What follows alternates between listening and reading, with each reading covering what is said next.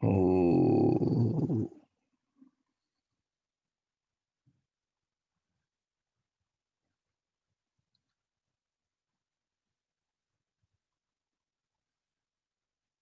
आज के नव दिवस में ब्रह्म मुहूर्त ब्रह्म वेला में पुनः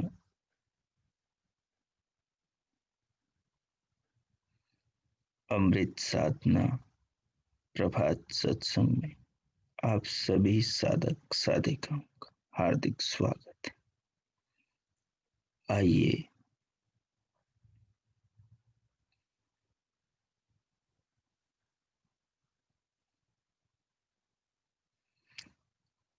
जीवन के महान लक्ष्य आत्म अनुसंधान और परमात्मा प्राप्ति के निमित्त ध्यान में प्रवेश करें। उसके लिए कोई भी अनुकूल आसन लगाइए, कोई भी आलथी पालथी लगा लीजिए। कमर, पीठ और गर्दन सीधा कर लीजिए। सहज हो जाइए, विचारों को त्याग दीजिए, अंदर बाहर से शांत हो जाइए। दोनों हथेलियों को गोद में बाएं के ऊपर दाएं रख लीजिए। नेत्रों को बंद रखिए, पलकों को सहज करिए। सिर से पांव तक देह को अनुभव कीजिए। चमड़ी से अस्थि पर्यंत शरीर को भीतर से महसूस कीजिए। और फिर मेरे साथ मिलकर स्वर में स्वर मिलाकर संपूर्ण इस विशाल जगत के निर्माता जगदीश्वर के मुख्य और निज नाम आत्मा का साक्षात्कार और परमात्मा की प्राप्ति कराने वाले उस महान प्रभु नाम ओमकार प्रणव का मीठे मधुर स्वर से गान कीजिए। दोनों कानों से उस अमृत का श्रवण कीजिए और पूरे हृदय को परमात्मा के नाम की नाद से आनंदित कीजिए। उसमें डूब जाना है, उसमें उतर जाना है।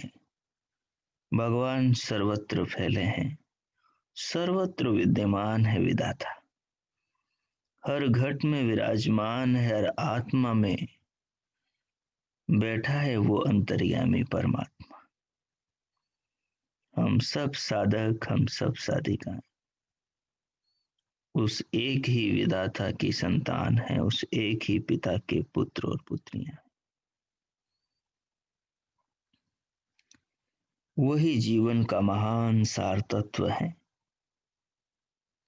वही हम सबको संसार में लाता है, माँ बाप से जन्म देता है और जीवन भर पहले गर्भ में और गर्भ के बाहर पृथ्वी के गर्भ में हम सब बच्चों को सदैव पालता पोसता और जीवन में लक्ष्य की ओर आगे बढ़ाता और लक्ष्य की प्राप्ति का ज्ञान भी अपने वेदों में देता, ऋषि मुनियों से उस ज्ञान को हम तक पहुंचाता है। उस महान जगत के नारायण भक्त वत्सल भगवान की महान अनुकंपा को जीवन में देखो, उसके प्रेम को देखो, उसकी करुणा को देखो, उसके स्नेह को देखो।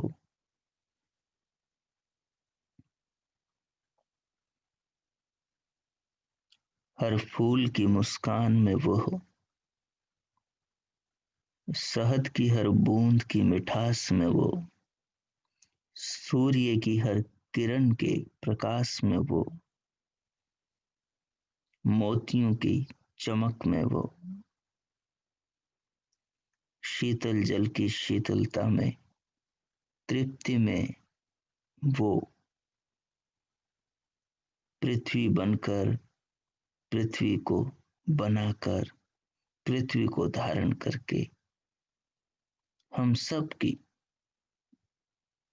जीवनी शक्ति, हम सबको जीवन देने वाला, जीवन के देने वाले, जीवन की रक्षा करने वाले, सारे पदार्थों को बनाने वाला, सबको अपनी गोद में पृथ्वी रूपी आंचल में पालने पोसने और बड़ा करने वाला।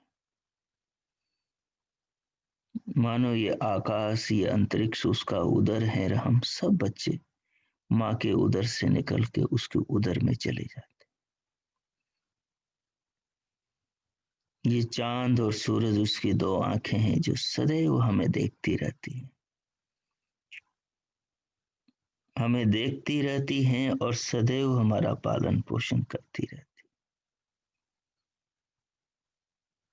संसार की हर परमात्मा की बनाई वस्तु हमारे प्रति परमात्मा का अद्भुत स्नेह और प्यार है।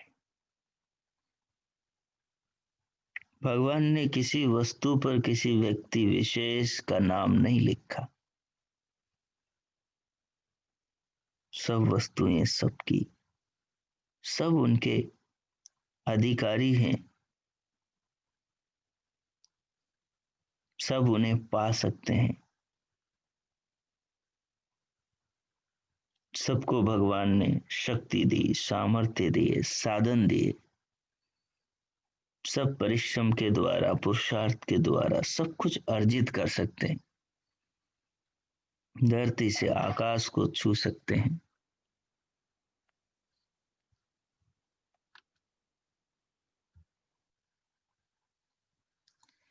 जीवन की गहरी गहराई में उतर सकते हैं। नाभि से ब्रह्मरंध्र, ब्रह्मरंध्र में जाकर भीतर के दिव्य प्रकाश का दर्शन कर सकते हैं। इंद्रियों को अंतर्मुखी करके देह के भीतर इस संपूर्ण ब्रह्मांड के सूत्र छिपे हैं, उन सूत्रों को जान सकते हैं।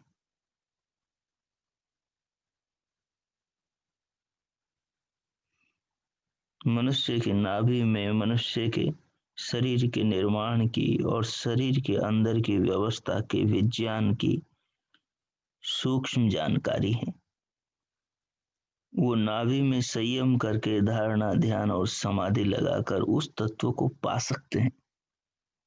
नाभि चक्रे काय व्यूह ज्ञानम, नाभि के चक्र में संयम करने से शरीर की रचना का ज्ञान साधक को, उपासक, योगी, साध्वी को हो जाता है।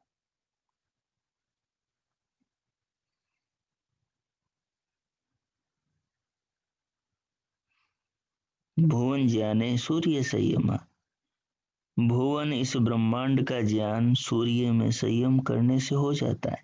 शरीर में प्राण ही सूर्य है। उस प्राण में संयम करने से, उसके विज्ञान को समझने से भुवन इस ब्रह्मांड का ज्ञान योगिक हो जाता है।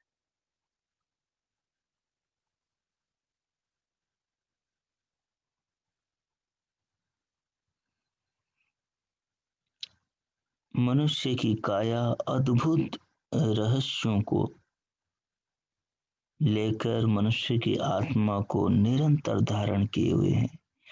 आदमी मालामाल है, वो इतनी संपदा से संपन्न है कि वो कल्पना नहीं कर सकता, अकल्पनीय है। इस धरती के, इस आकाश के बीच की सारी वस्तुओं के, इस पूरे ब्रह्मांड के मालिक, हम सब के पिता परमात्मा ने हर मनुष्य को इतना मालामाल किया है कि वो कल्पना नहीं कर सकता। परंतु दुर्भाग्य, वेद के ऋषि मुनियों के ज्ञान के अभाव में आदमी संपन्न होता हुआ भी अपने आप को विपन्न, संपन्न होता हुआ भी अपने आप को निर्धन, धनवान होता हुआ भी अपने आप को निर्धन अनुभव करता है। अज्ञान, अज्ञान जब हावी होता है तो बड़े बड़े सम्राटों को भी दीनहीन बना देता है। और ज्ञान जब किसी दीनहीन के सिर चढ़ता है तो कंकर को भी शंकर बना देता है। एक तुच्छ मनुष्य भी ज्ञान को पाकर महान बन जाता है। दुखों के पार सुखों के सागर उस विधाता से जुड़कर अपनी आत्मा को अमरता की राह पर ले जाता है। मृत्युर्मा अमृतम गमय। परंतु ये सब कब होता है? ये सब कब होता है? जब मनुष्य विधाता के दिए पदार्थों को जीवन में देखे, उन पर विचार करें, उनसे व्यापार में ही, उनसे उदर पूर्ति में ही, उनसे शारीरिक इच्छाओं को और इंद्रियों की व्याकुलता को तृप्त करने में ही न लगा रहे। भगवान ने आंखें दी हैं केवल दैहिक सुखों की पूर्ति के लिए ही नहीं, आत्मा के सुख की पूर्ति के लिए भी दी। आत्मा का सुख वो नहीं है जिनसे केवल देह की पूर्ति होती, देह की आवश्यकताओं की, जरूरतों की पूर्ति होती हो। आत्मा की जरूरत है आत्मा का ज्ञान।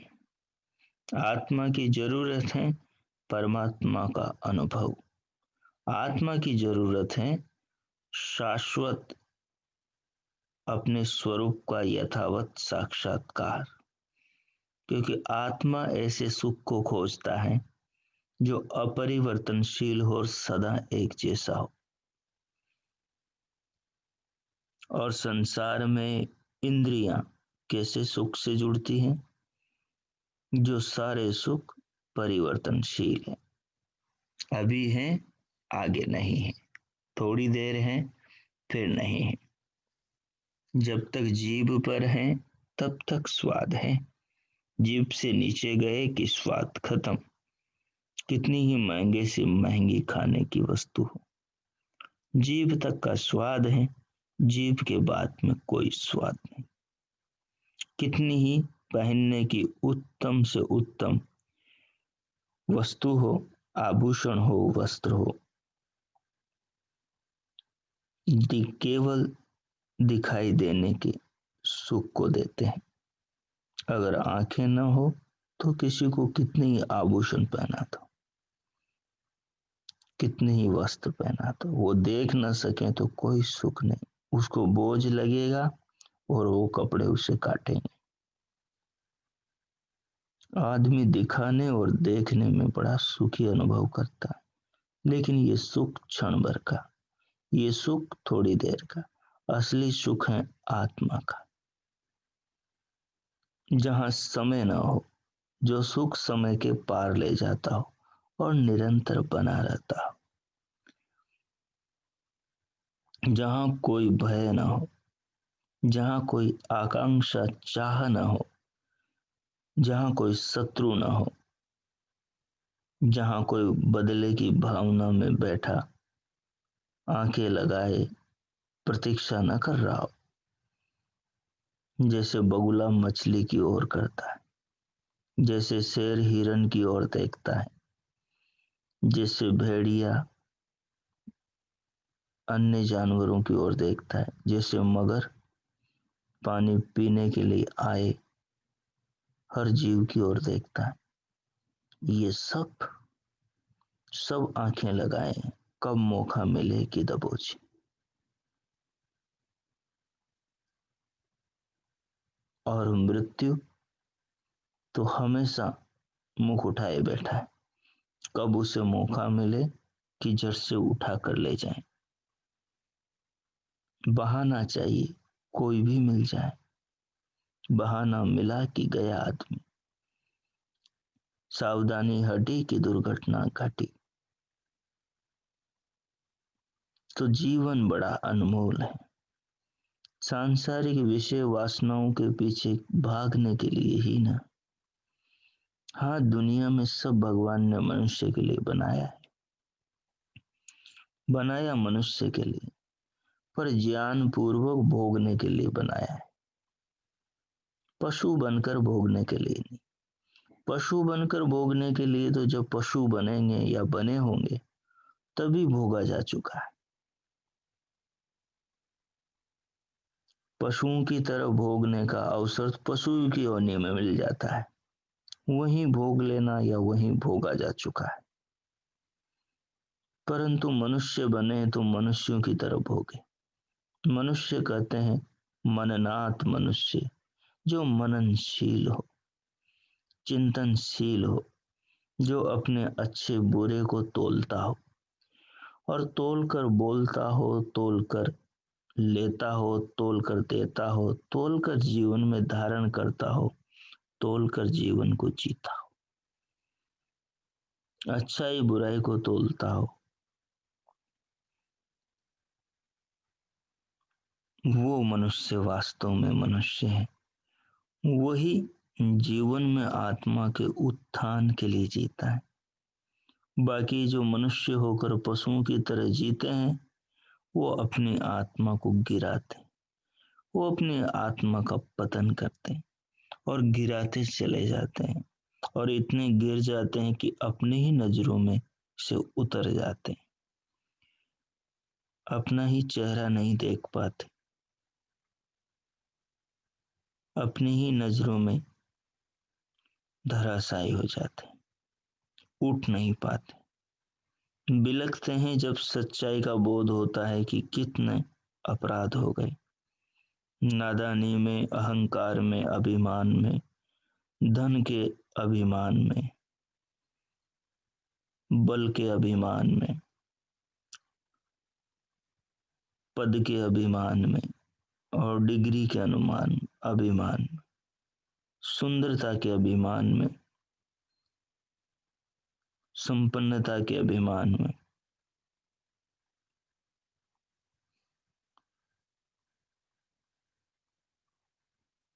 आदमी अभिमान में अपराध करता है और जब ज्ञान होता है तो उन अपराधों पर पश्चाताप करता है, प्रायश्चित करता है।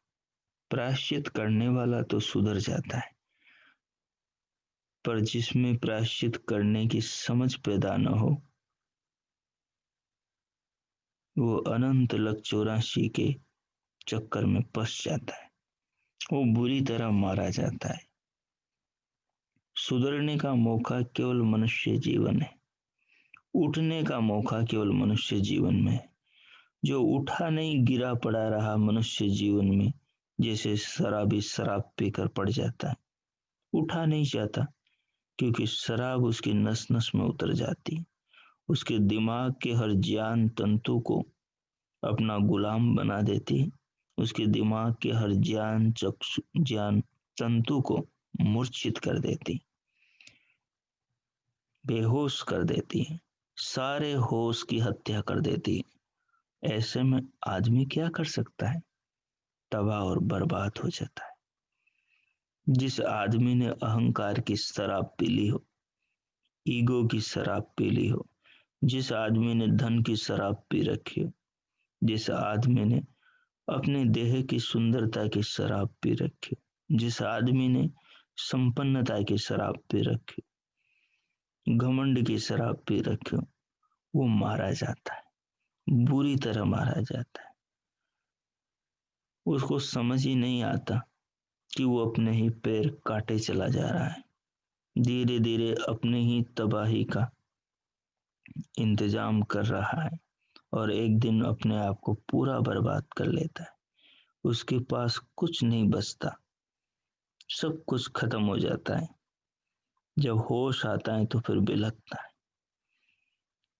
होश आता है तो बिलखता है।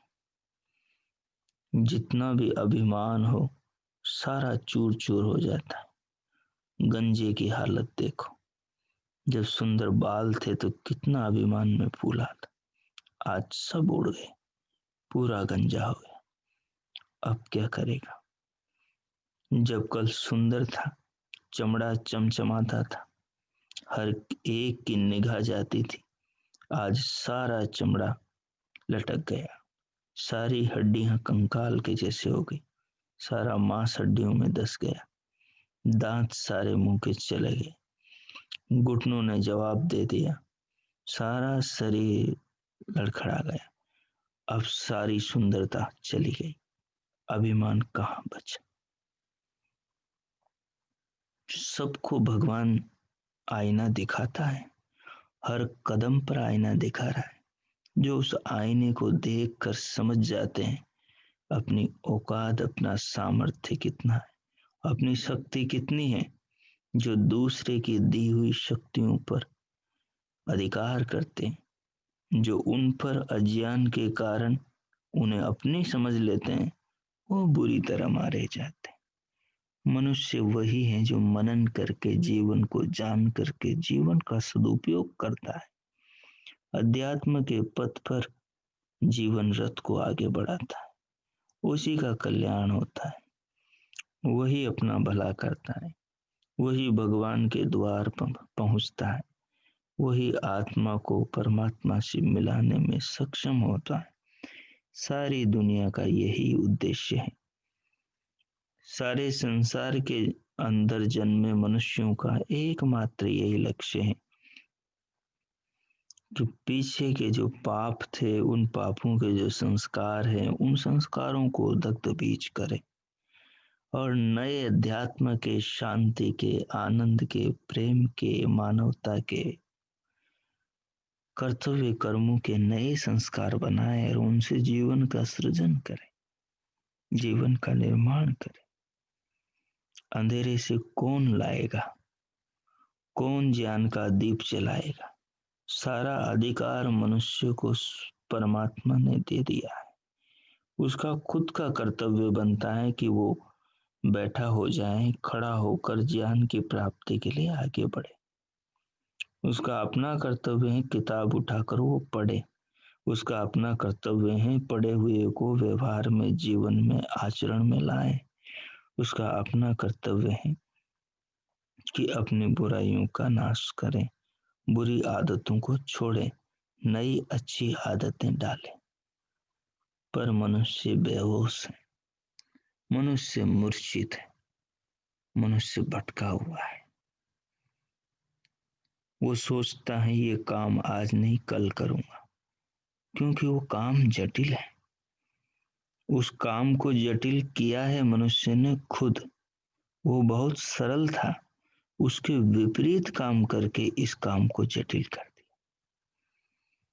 जब पाठ प्रारंभ होता है, जब स्कूल में पढ़ाई शुरू होती है नए साल की, तो आदमी सोचता है, विद्यार्थी आज नहीं कल तैयारी करूंगा, एक महीना निकाल देता है, दूसरा चला जाता है, इस प्रकार से परीक्षा करीब आ जाती है, महीना भर बचता है, फिर ये नासमझ किताब के चिपकता है।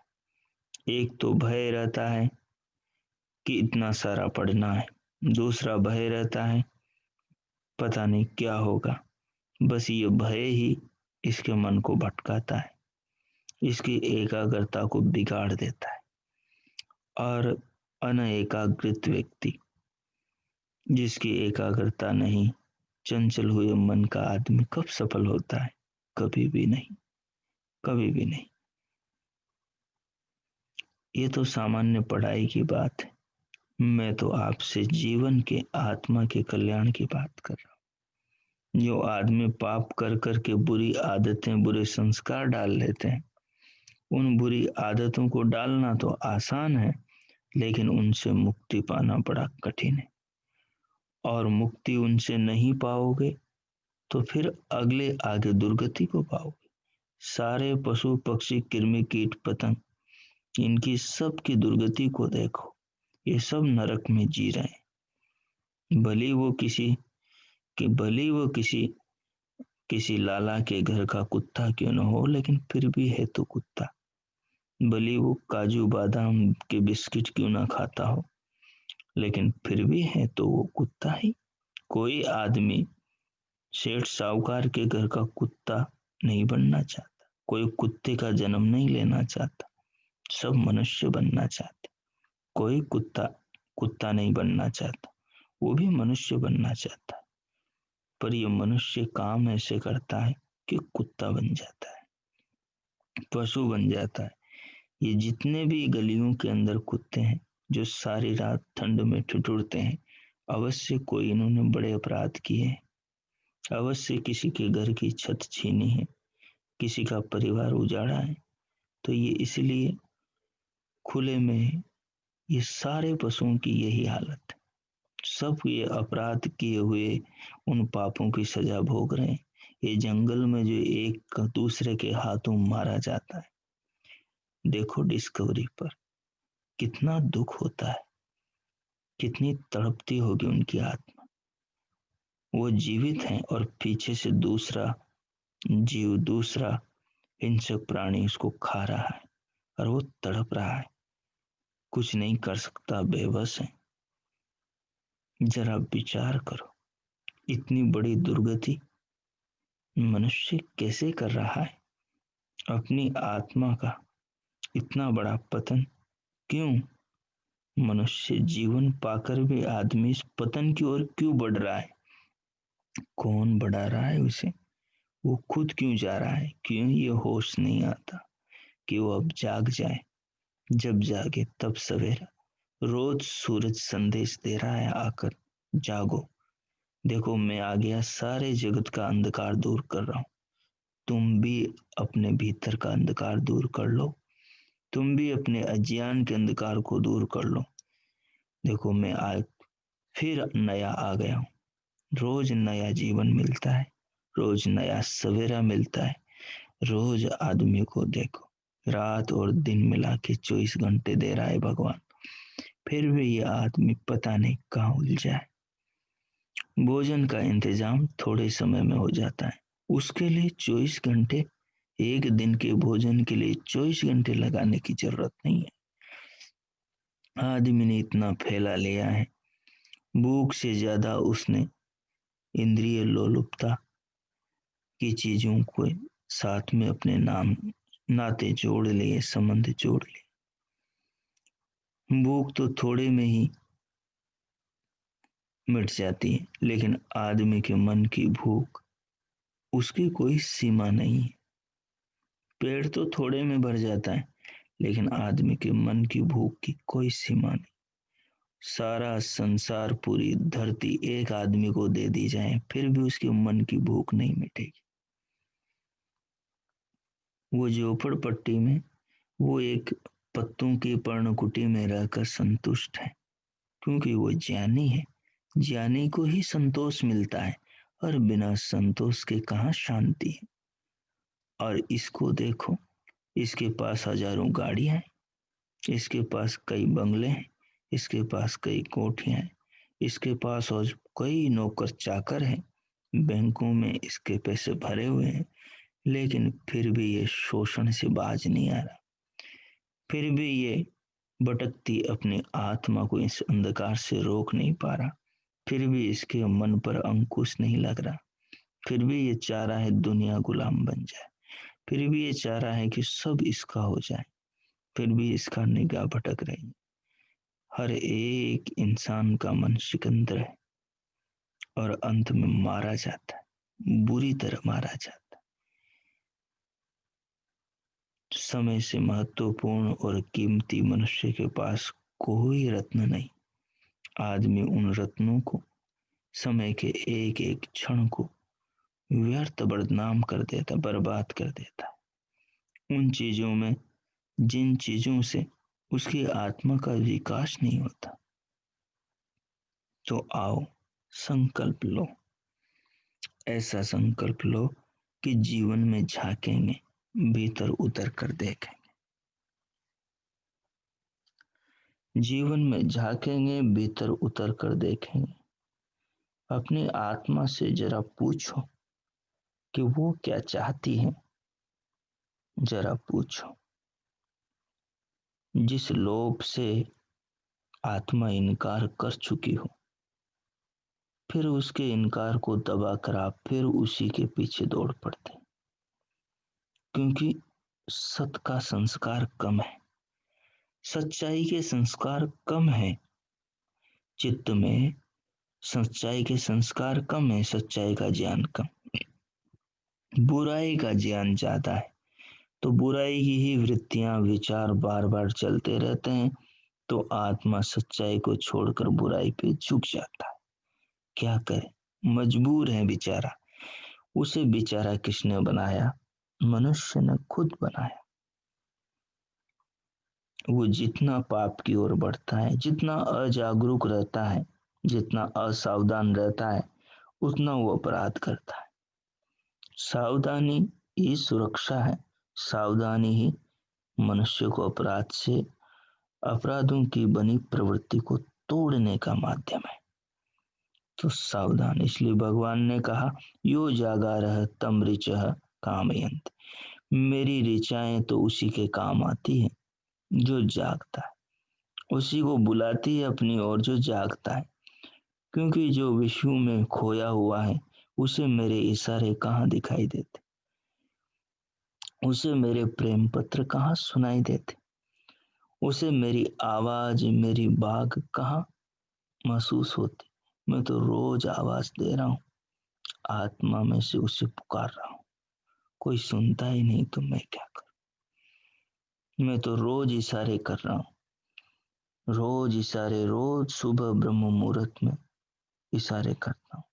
ये देखो, सारे शरीर में बज रहा संगीत, भगवान की वीणा बुला रही आदमी को कि वो भीतर जाए, सुनता नहीं आदमी। भीतर दिव्य प्रकाश की ये अनेक ज्योतियां झिल मिलाती हुई इतनी सुंदर, इतनी मीठी, इतना आनंद से भरी इशारे कर रही, आओ वो ब्रह्म की ओर ले जाएंगी।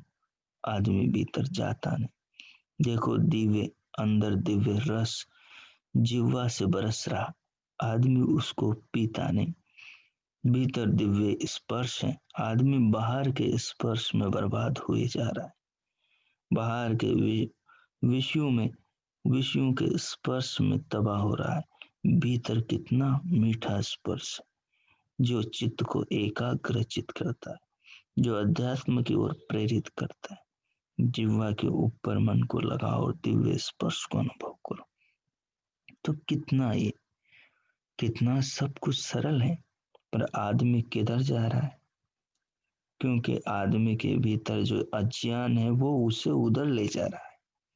तो उस अज्ञान को ज्ञान के द्वारा नष्ट करना होगा। उसका एक ही रास्ता, अंतर्मुखी हो, अपने अंतर को जानो, पहचानो, जीवन को समझो, जीवन के महत्व पर विचार करो। यही जीवन है, और जो बचा समय है वही अपने पास है, वो भी अनिश्चित है। उसका भी पता नहीं कब मौत आ जाए, पता नहीं कौन दिन उगे न उगे। दिन तो उगे, पर हमारे लिए उगे या नहीं, पता नहीं कौन सा सवेरा किस योनि में हो, पता नहीं कौन सा दिन किस मुश्किलों के साथ में उगे। मौका है, समझदार वही है जो जाग जाते, परमात्मा के इशारों को पहचान जाते। देखो, सूरज से इशारा दे रहे हैं कि सवेरा हो गया, अंधकार सब मैंने दूर कर दिया, तुम भी उठो, सवेरा हो गया, अपने अंधकार को दूर करो। देखो, रोज चंद्रमा आता है, औषधियों में जीवन भर जाता है, तुम भी अपने आत्मा में जीवन भरो। आत्मा तो मरा जा रहा है, विषयों में उलझा जा रहा है, फंसा जा रहा है, वो रोज मर रहा है। ये राग है, काम है, क्रोध है, लोभ है, मोह है, ईर्ष्या है, छल है, कपट है, चोरी है, जारी है, तमाम प्रकार की ये बुराइयां हैं, बेईमानियां हैं। ये सब क्या है? ये सब भी तो मौत है। जब तक ये बुराइयां रहेगी आत्मा के साथ, तब तक बार बार उसे शरीरों में ले जाएगी और बार बार मौत का दर्शन कराएगी। इसलिए इनसे उठो, परमात्मा के इशारों को पहचानो, जल से सीखो, शीतल हो जाओ। जल से सीखो, ज्ञान धारण करो और जीवन में जल की तरह ज्ञान के साथ बहते रहो, उन्नति करते जाओ। सूर्य से सीखो, ज्ञान में प्रकाश, जीवन में प्रकाश। प्रकाश होता है तो अंधकार की सारी वस्तुएं उजागर हो जाती। अंधकार में आदमी को ठोकरें लगती, अंधकार में आदमी कुएं में गिरता है, अंधेरे में आदमी के पाँव में कांटे चुभ जाते हैं। जो आदमी लाइट जला लेता है, प्रकाश पैदा कर लेता है, दीपक जला लेता है, देखो वो कांटों से बच जाता है, देखो वो ठोकरे खाने से बच जाता है, देखो वो ठीक रास्ते पर मंजिल के निकट करीब और मंजिल पर पहुंचकर प्राप्त कर लेता है। तो जीवन सफल कैसे होता है? यही प्रक्रिया है। ज्ञान तो सब और बिखरा हुआ है, हमें नादान है जो ज्ञान से मुंह फेरे हुए हैं और विषयों की ओर मुंह उठाए बह रहे हैं। बार बार मरने का लक 84 का इंतजाम किए जा रहे। जागो, बहुत हुआ, अब संभलो, अपने आप को संभालो, अंदर की यात्रा करो, अंतर्मुखी होकर जीवन को पहचानो, जाओ भीतर जाओ और स्वयं को जानो, समझो, पहचानो, अनुभव करो। देखो परमात्मा पुकार रहे हैं, इतना कुछ भगवान ने हमारे लिए किया है, हम कब उसकी महिमा और महत्ता पर विचार करें, उसके दिए पदार्थों का सदुपयोग करें, उसके दिए जीवन से ठीक लाभ उठाएंगे। तो ये सब बातें बहिर्मुखी जीवन को अंतर्मुखी करने के लिए है। ये सब बातें आपको प्रेय मार्ग से श्रेय मार्ग की ओर ले जाने के लिए। ये सब बातें बहुत देख ली अब दुनिया, सारे भोग भोग लिए, बहुत पहन लिए आभूषण और वस्त्र तरह तरह के, बहुत मिल लिए जुल लिए, बहुत खा लिए पी लिए, बहुत घूम लिए फिर लिए, बहुत देख लिए, नाना प्रकार के सब इंद्रियों के, 10 इंद्रियों के विषयों का भोग खूब कर लिया, खूब छक लिए। अब तक तृप्त नहीं हुए तो भाई आगे क्या तृप्त होंगे। समझदारों की समझदारी को समझो, उनके ज्ञान के इन सूत्रों को समझो। जिन चीजों से अब तक तृप्त नहीं हुए हैं उनसे आगे भी तृप्त नहीं होंगे। या तो भोगों को भोगो ही ज्ञान के अनुसार, ज्ञान के साथ भोगो। अब उम्र बीतने चली है तो जो भोग भोगे हैं उनके स्मृतियां, उनके जो संस्कार पड़े हैं, उन संस्कारों को उठाकर परीक्षण कर लो। क्योंकि इंद्रियां तृप्त नहीं होती। अब वो तृप्त कैसे होंगी? उनके पास अपना कोई दिमाग नहीं है, वो तो जड़ है बेचारी, वो तो भौतिक वस्तुएं हैं, वो कैसे तृप्त होंगे? सूर्य की गर्म, सूर्य की उष्ण तीक्ष्ण रश्मियां पत्थर को लाल कर देती, पत्थर को गर्म कर देती। अब पत्थर तो पत्थर है भाई, उस पर कोई उष्ण चीज का प्रभाव पड़ेगा वो तो गर्म ही होगा ना। अब उसके ऊपर उष्ण का प्रभाव न पड़कर शीतल का प्रभाव पड़े, अब पत्थर को उठाकर आप फ्रिज में रख दो तो क्या होगा? पत्थर तो ठंडा होगा ही, क्योंकि वो तो पत्थर है बेचारा, उसके पास अपना ज्ञान दिमाग शक्ति कुछ नहीं है। ऐसी ही हमारी इंद्रियां हैं, उनके जो अनुकूल विषय हैं उनसे वो शांत हो जाती, उनके प्रतिकूल विषय हैं उनसे वो दहल जाती हैं, घबरा जाती हैं, कष्ट पाती। तो ये इंद्रियां हमेशा तो रहेगी नहीं, और इंद्रियों के जो विषय है वो भी हमेशा भोगने के लिए मिलेंगे नहीं। आज है कल नहीं, और कल को इंद्रियां बूढ़ी हो जाएंगी, विषय तो जवान रहेंगे। चीजें तो फिर नई बनती बिगड़ती नई नई आती रही, तो इंद्रियां तो बूढ़ी हो जाएंगी, फिर क्या करोगे? अब इंद्रियों से जो संस्कार आदत बन गई है, वो आदत तो हमेशा नित्य ज्यो ज्यो उसको भोगने के, ज्यो ज्यो उसको सहयोग मिलेगा उसके अनुकूल विषय का, वो और जवान होगी और मजबूत होगी, उसकी पकड़ और मजबूत पड़ेगी, और फिर आत्मा को वो अपनी मजबूती के साथ में उस विषय की ओर बहा कर ले जाएगी। फिर क्या करोगे? इनको कमजोर किया नहीं, इनकी ताकत निरंतर दिन रात बढ़ाते रहे, तो अब वो अपनी ताकत का इस्तेमाल तो करेगी और आत्मा को अपने बहाव में बहाएगी, तो आत्मा क्या करेगी? तो इसलिए चांस है, जब जागे तब सवेरा, ये सूत्र बहुत महान है। जागो, शास्त्रों का, ऋषि मुनियों के उपदेशों का श्रवण करो, उनका स्वाध्याय चिंतन मनन करो, भगवान के दिए वेदों के मंत्रों का, ऋचाओं का स्वाध्याय करो, और सब चीजों को संसार में पढ़ो, आसपास जो घटनाएं घट रही उन पर विचार करो। ये जितना विचार, अब आप कहोगे कि इतना सब कुछ हो रहा है पर समझ तो आता नहीं, दिमाग में ये सब तो अचानक आता नहीं, किसी को सुनते हैं तो ये ध्यान आता है। ऐसा क्यों? ऐसा इसलिए क्योंकि भीतर ज्ञान के संस्कार नहीं, वो इसलिए क्योंकि जीवन में स्वाध्याय चिंतन मनन किया नहीं, शास्त्रों का ध्यान साधना करी नहीं, तो कहाँ से ज्ञान पैदा होगा? जीवन भर जो किया है उसी से वही पैदा हुआ, तो अज्ञान बहुत भीतर भरा है। उस अज्ञान को नष्ट करने के लिए और उस अज्ञान को जानने के लिए ज्ञान की आवश्यकता है, ज्ञान का दीप जलाने की आवश्यकता है।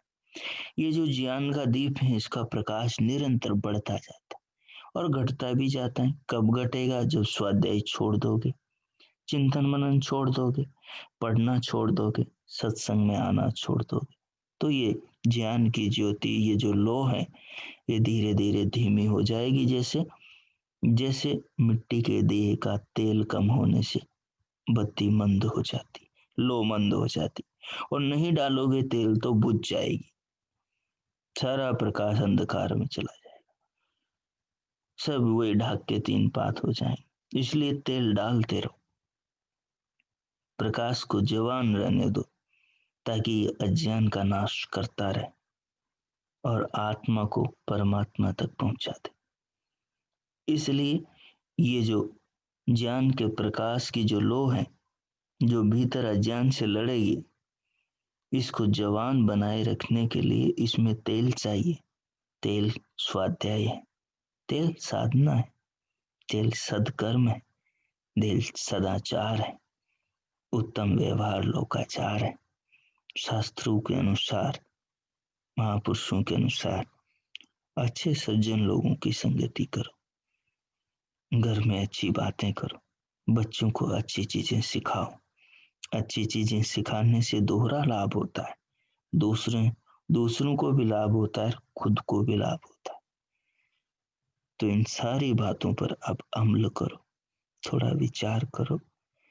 आगे मैं मौन हो जाता हूँ 5 मिनट तक, इन पर गहराई से विचार करो, चिंतन करो, और सच्चे हृदय से नम्र होकर, विनम्र होकर, विनयशील होकर, हृदय में, दिमाग में नमी, गीलापन लाकर विधाता परमात्मा से प्रार्थना करो, जिसका ये शरीर है, जिसमें हम आत्माएं बैठी हैं, इसके देने वाले, बनाने वाले, माता के गर्भ में इसको रचने वाले उस प्रभु से प्रार्थना करो कि वो ज्ञान के नेत्र दे दे, कि वो भीतर अध्यात्म की ओर प्रेरित करे।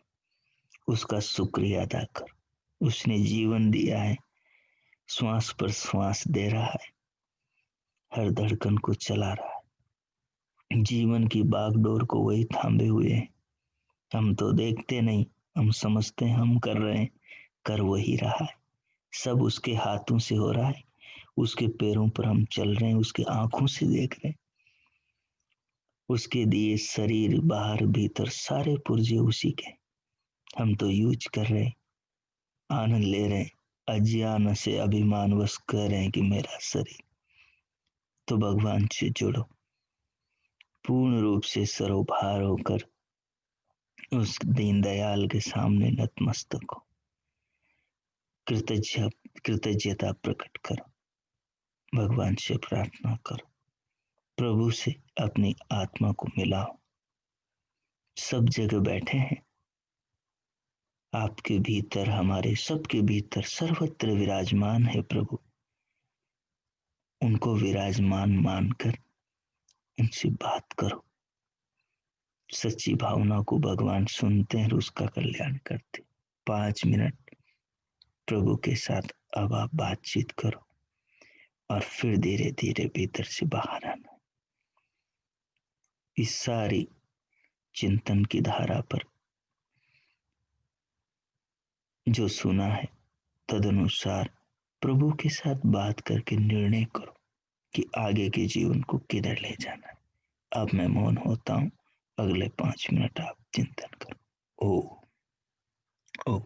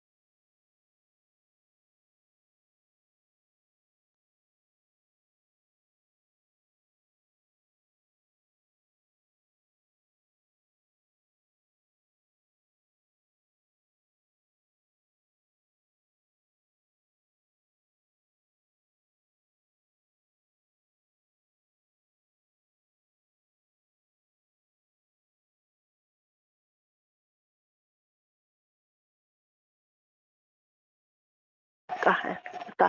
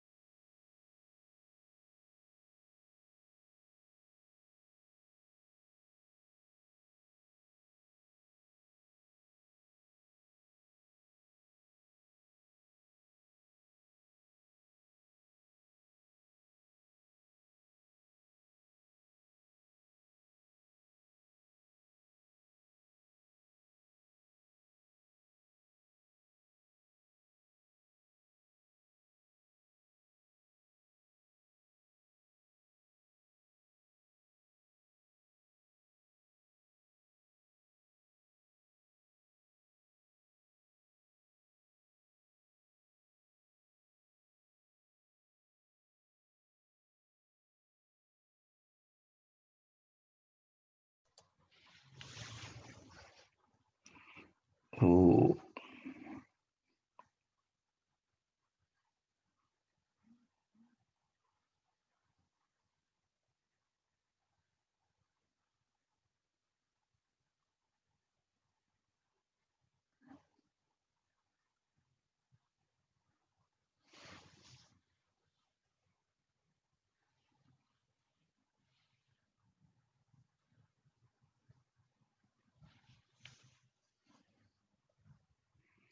ओम।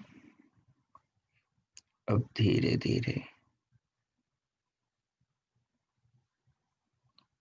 भीतर से बाहर इन भावों के साथ स्वयं को लाएं। देह के अंग प्रत्यंगों पर अपने ध्यान को ले जाएं। दोनों हाथों की उंगलियों में गति उत्पन्न करें। उनमें हलचल करते हुए दोनों हथेलियों का परस्पर घर्षण करें। उष्ण हथेलियों से पूरे मुखमंडल का स्पर्श करें। फिर उंगलियों के मध्य से पलकें खोलते हुए इन भावों के साथ भीतर से बाहर आ जाएं। कीजिए। ओ।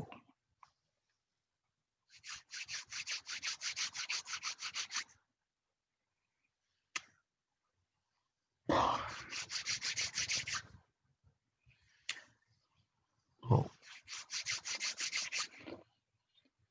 ओ।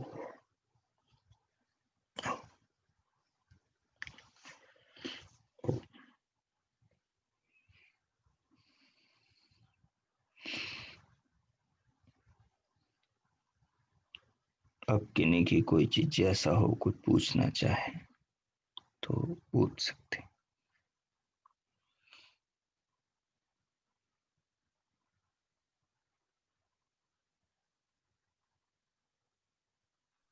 स्वामी जी, आचार्य जी नमस्ते। ओम।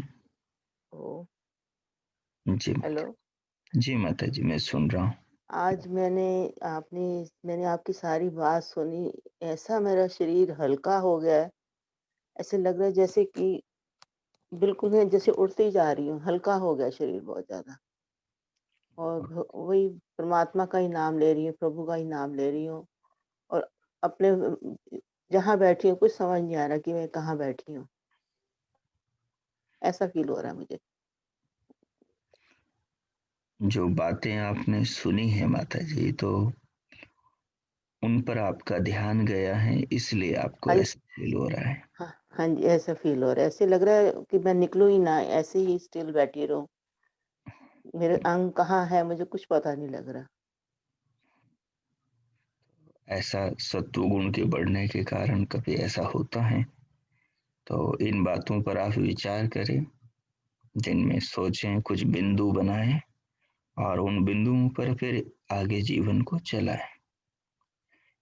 इसे पूरा सुनेंगे, कई इसमें बिंदु हैं और उनको ध्यान में रखकर जीवन को अच्छी दिशा में ले जाया जा सकता है। और अच्छी स्थिति है, बहुत अच्छा। अच्छा फ़ील कर रही हूँ मैं। जी, स्वागतम। ओ, आचार्य जी नमस्ते। ओम नमस्ते जी। आचार्य जी, आपका अद्भुत ज्ञान स्वाध्याय बड़ा ही मन को जो है ना शीतलता पहुंचाई है आपने। तो ज्ञान की वर्षा करके लगातार अमृत धारा बरसाई है। ये सब परमात्मा का है, ऋषि मुनियों का है, गुरुजनों का है।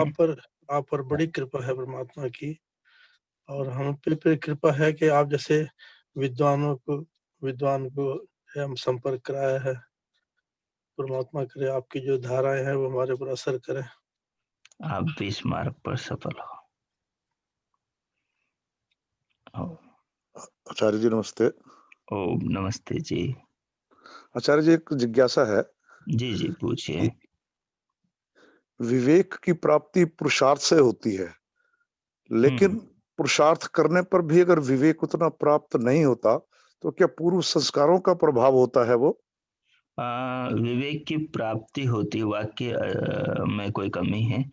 विवेक की प्राप्ति होती ज्ञान पूर्वक पुरुषार्थ करने से।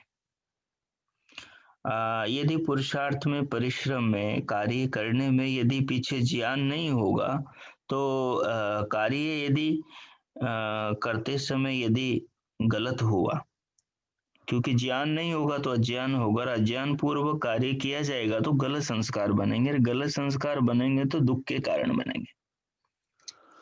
वो उस समय भी इंसान तो अपने बाद में भी होंगे। हाँ, इंसान तो अपने समर्थन, अपने ज्ञान के अनुसार करता है, लेकिन वो ज्ञान ठीक है या नहीं, उसका निर्णय शास्त्र करेगा। आप ठीक हो या गलत हैं, इसका निर्णय शास्त्र करेगा। हाँ, और सबसे जो शास्त्रों में सबसे जो प्रमाणित शास्त्र है वो परमात्मा का वेद है, श्रुति है। और बाकी जो ऋषि मुनियों के शास्त्र हैं वो श्रुति के अनुसार प्रमाणित है। तो ऋषि मुनियों के शास्त्र जो बताते हैं कि जीवन को ऐसे जीना है, यदि उसके विपरीत हम जी रहे हैं तो हमें पता लग जाएगा।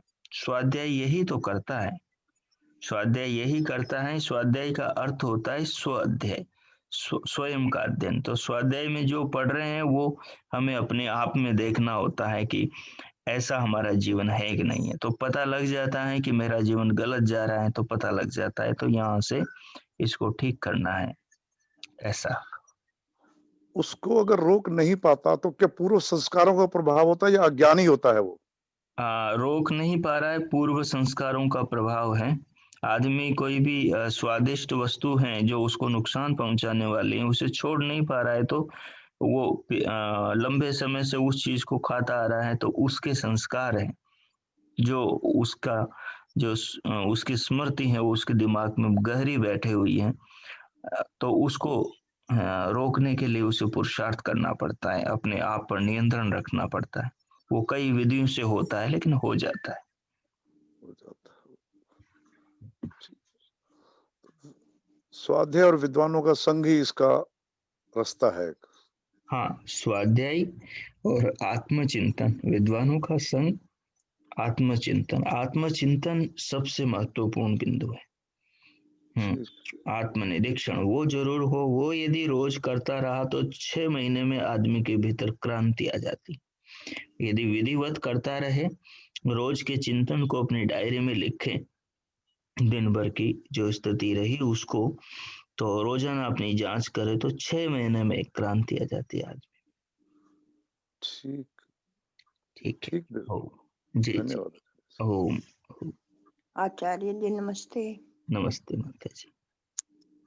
आचार्य जी, मैं जो चिंतन करती हूँ तो मेरा थोड़ी देर में ऐसा लगता है कि बिल्कुल शांत बैठ जाऊं और मेरा चिंतन छूट के ना बस अंदर मतलब जैसे ऐसे करता है कि बस अंदर ही बैठी रहूं, अंदर देखती रहूं और अच्छा, शांत हूं बिल्कुल। अच्छा है माता जी, अच्छा है, अच्छा है, ये स्थिति अच्छी है। जितना इसमें रह सके उतना इसमें रहें, उसके बाद में स्वाध्याय करें, स्वाध्याय न छोड़े, पुस्तकें जरूर पढ़ते रहें, कुछ न कुछ याद करते रहें, गुनगुनाते रहें, स्मरण करें, नई नई पुस्तकें पढ़ें। जी हो। ठीक है जी, धन्यवाद नमस्ते आचार्य आचार्य जी। हाँ, नमस्ते माता जी। आपका बहुत बहुत आभार, बहुत बहुत धन्यवाद आचार्य जी, आपका बहुत बहुत धन्यवाद। ओम जी। ओम माता जी, आभार आपका। ओम। तो नमस्ते आचार्य जी। हाँ, नमस्ते माता जी। मैं पूछना चाह रही थी, अभी आपने कहा ना कि आत्मचिंतन जब आप करते तो उसको डायरी में क्या लिखना है, मतलब पूरे दिन की दिनचर्या में आपने क्या क्या सोचा है? हाँ, दिन में सुबह से शाम तक आपने कितनी बार गुस्सा किया, कितनी बार किनके साथ व्यवहार करते हुए चालाकी करी, छल किया, और ये, हाँ, ये व्यवहारिक जीवन में अपने आप को अच्छा बनाने के लिए न्याय शास्त्र पढ़ना चाहिए। न्याय शास्त्र सारी विद्याओं का प्रकाशित करने वाला है, तो न्याय शास्त्र जरूर पढ़ना चाहिए व्यक्ति को। उससे पता लगता है आदमी कितने व्यवहार में दोष करता है, पकड़ लेता है। तो आत्मनिरीक्षण में वैसे आत्मा अपने किए हुए अच्छे बुरे का सबका ज्ञान रखता है और बताता है। इसलिए महान नीतिकार विष्णुमित्र चाणक्य ने हाँ जी। कौटिल्य अर्थशास्त्र में इस बात को कहा है कि चाणक्य सूत्रों में आत्मनः पापम आत्मैव प्रकाशयति। आत्मा अपने पापों को खुद प्रकाशित करता है, अच्छे बुरे को। आत्मा ही सर्व व्यवहार से साक्षी, आत्मा ही अपने व्यवहार का साक्षी होता है। तो आत्मनिरीक्षण करना चाहिए। उससे ये पता लगता है कि कितनी बार व्यवहार में आपने क्रोध किया और कितनी बार आपने छल किया और कितनी बार आपके मन में लालच पैदा हुआ, कितनी बार आपने चुगली करी, कितनी बार आपने अपने स्वार्थ के लिए दूसरे का यूज किया, कितनी बार आपने सामने वाले की आवाज दबाई, कितनी बार आपने अपने स्वाद के लिए दूसरे का हक मार लिया। तो ये सारी चीजों का सब पर ध्यान जाता है। जब आत्मनिरीक्षण करते हैं तो फिर उनको लिख लेते हैं अपनी डायरी में, ठीक है। हाँ, उसको किसी को न दिखाएं तो मत दिखाएं, और कोई उसको देख लेगा अचानक तो उसकी भी जिंदगी बदल जाएगी, वो भी सुधर जाएगा। और तो इस प्रकार से रोज लिखना चाहिए। तो सुबह संकल्प करें, शाम को ध्यान में बैठकर लिख लें, पूरे दिन का अवलोकन करके। तो उस डायरी को देखते रहें तो 6 महीने में ऐसा बदलाव आएगा जो जिंदगी में पीछे, यदि आप 70 साल के हैं तो 70 साल में नहीं होगा। आपने कितना पढ़ा है, कितना लिखा, कितना सुना है, वो सब एक तरफ, और ये 6 महीने एक तरफ हो जाएंगे। इतना बड़ा चेंज आएगा आपको, आपके आंतरिक जीवन को पूरी तरह हिला देगा। ये आत्मनिरीक्षण बहुत बड़ी विद्या है, ये इसका लाभ है। भीतर से जीवन निर्मल हो जाएगा, अपनी नजरों में अपने वास्तविकता का, यथार्थता का बोध हो जाएगा, आ जाएगा सामने, पूरा जीवन खुल जाएगा कि आप क्या हैं, कितने अच्छे बुरे हैं, सब पता लग जाएगा। ओम। धन्यवाद आचार्य, बहुत बहुत आप हमें अच्छी ओर ले जा रहे हैं। शुरुआत में धन्यवाद। नमस्ते आचार्य जी। ओम नमस्ते। अच्छा, बहुत धन्यवाद आपका, बहुत धन्यवाद। जब से आपसे जुड़े हैं अच्छी दिशा में जा रहे हैं, अंदर से मन शांत, और अपने आप को पता चलता है कि विचारों में परिवर्तन आ रहा है, मन इतनी खुश होता है ना, आह्लादित होता है। आप अच्छी दिशा में ले जा रहे हैं, हम भाग्यशाली हैं। मैं बहुत भाग्यशाली महसूस करती हूँ अपने आप को। स्वागत है माता जी। जी धन्यवाद जी, आपका बहुत बहुत धन्यवाद। आभार माता जी। नमस्ते जी, धन्यवाद। चलिए, तो आज इतना ही रखते हैं, और किन्हीं को कुछ पूछना है तो पूछे, नहीं तो फिर यही विराम देते हैं।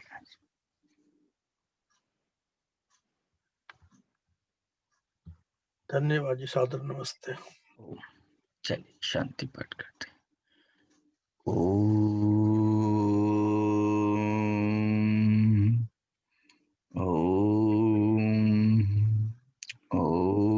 शांति शांति शांति।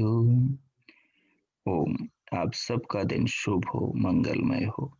प्रभु सबका मंगल करें, सबको अपने ज्ञान की, अध्यात्म की, वेद की राह पर प्रेरित करें। प्रभु सबका मंगल करें। इति ओम।